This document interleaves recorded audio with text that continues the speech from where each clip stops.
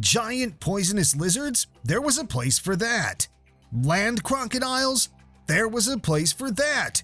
Marsupial lions? There was a place for that. And even massive wombats?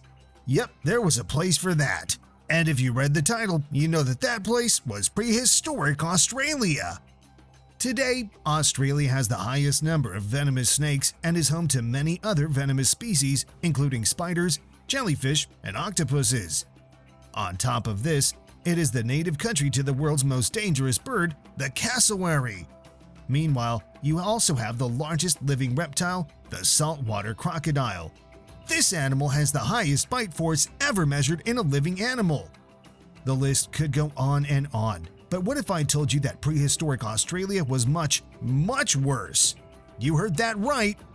With its deadly fauna, prehistoric Australia was pure hell on Earth. So, let's time travel 50,000 years ago when Australia's chaoticness was at its peak. Back then, Australia hosted some of the most terrifying reptiles, one being a literal land crocodile that was able to sprint on land. This is a close relative to the modern-day crocodile, the quincana. This creature was one of Australia's top predators, thriving on mammals, birds, and other reptiles. Its most distinctive feature were its long, powerful legs that allowed it to move swiftly across the land to chase down prey. The quincana is also known for its zyphodont teeth, meaning they were recurved, serrated, and possessed flattened sides, giving them a blade-like shape. Unlike the conical teeth of aquatic crocodiles, its teeth were designed specifically for slicing meat like butter. Supported by robust jaw muscles and a strong mandible, once the quincana bit into its prey, escape was nearly impossible. It could weigh up to 200 kilograms and reach lengths of up to 6 meters, making it one of the largest predators of its time.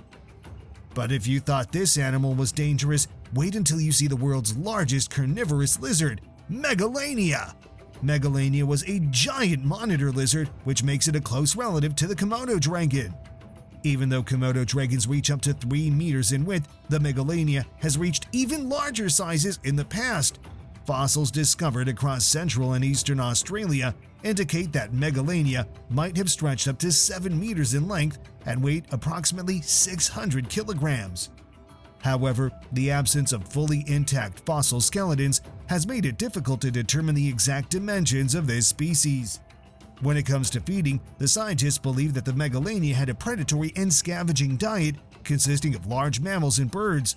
But how did it hunt down its prey? Well, the Megalania had 2 weapons in its arsenal.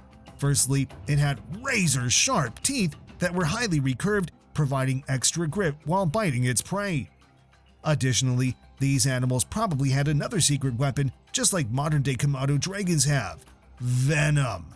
Surveys suggest that Megalania had a complex system of glands between its teeth that injected venom in the body of its prey. Venom works as an anticoagulant, meaning it prevents blood from clotting, and it leaves the wound open for longer periods of time, so all they had to do was bite and wait for their meal to succumb to blood loss. This hunting strategy would have allowed Megalania to save energy and avoid the physical exertion of a prolonged chase.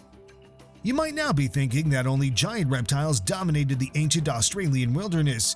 However, this continent was also home to the most terrifying marsupial ever discovered.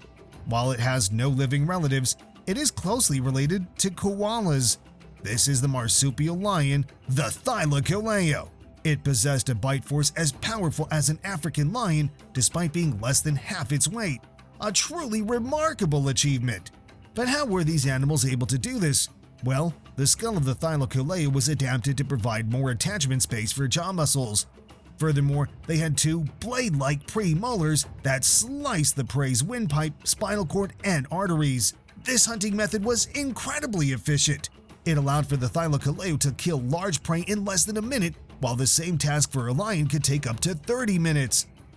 On the other hand, due to the morphology of its legs, Thylacoleo cannot sprint like a hunting lion, leading researchers to believe that this animal was an ambush predator. The best explanation for its feed structure is that Thylacoleo would wait on a tree for unsuspecting prey to wander underneath and then drop down to kill it. By now, you may be wondering, how did the herbivores survive if the carnivores were so overpowered? And the answer is that the herbivores were just as crazy. A good example of this is the Diprotodon, an extinct marsupial closely related to the modern-day wombat.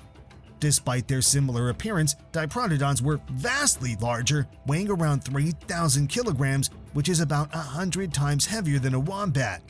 This size provided significant durability, making it a difficult target for predators. Additionally, the Diprotodon had a surprisingly strong bite. Its bite force reached up to 11,000 newtons at the cheek teeth, giving it more than enough power to defend itself from predators. By now, it's apparent that prehistoric Australia is the last place you'd want to visit. Fortunately, natural selection ensured that these animals no longer pose a threat to humans and live only in documentaries like this one. So, in a sense, we can still say that these animals are far from extinct. If you enjoy this journey to the past, don't forget to hit the like and subscribe button. Until next time!